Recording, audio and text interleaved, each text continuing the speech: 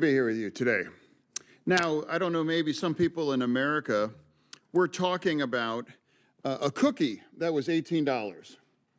And I was alarmed, and I hope we investigate that there is a cookie that cost $18.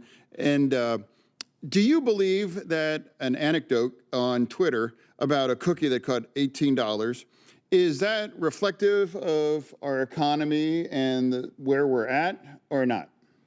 I certainly hope not. I don't do much shopping these days, but that sounds like a pretty expensive cookie. Yeah, and now, and I believe that that the American economy now is the envy of the world after everything right now. Correct? We are. Yes, we're performing very well compared to our peer group.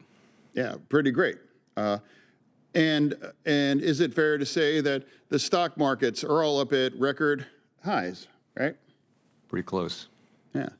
And inflation has been pretty effectively addressed, right? It's been coming down sharply since the middle of last year. Yes, Yeah, we've got a ways to go on that, but we've made a lot of progress. And corporate profits are pretty robust. Is that fair? I believe it is. Okay. Well, we can agree that, and I don't understand why more people seem to be talking about a cookie that cost $18, but that seems to be against the evidence as well.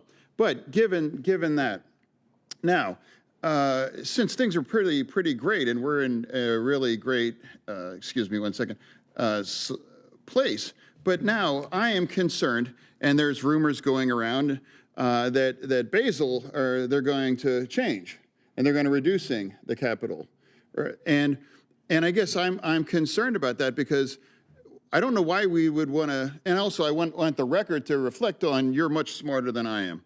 But I would be concerned that things are in a really great place right now. We can all agree on that. I would be concerned to change something like that because I wouldn't want to have something, again, like what happened with SVB.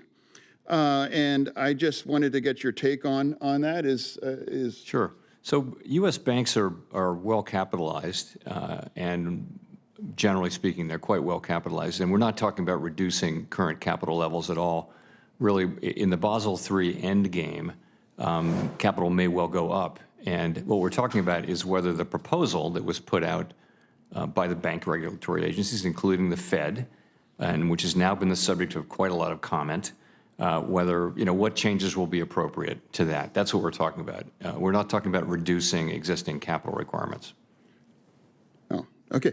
Well, and then I also want to play off of a comment made by my colleague from Tennessee, and I actually agreed with him. And he's concerned about the deficit, about it's $1 trillion for every $100 days. So now, if the federal government had added $3.5 trillion to the deficit by extending the Trump tax cuts, would that increase or decrease inflation? So I'm going to fall back on our long-time reluctance to comment on fiscal policy. We take your fiscal policy decisions, whatever they may be, we take them as they are, and we conduct monetary policy to achieve 2% inflation. But we don't score inflation. CBO does that. They'll make a judgment on that, but it's not something we do because we're an independent agency, and that requires us to stay the heck out of politics.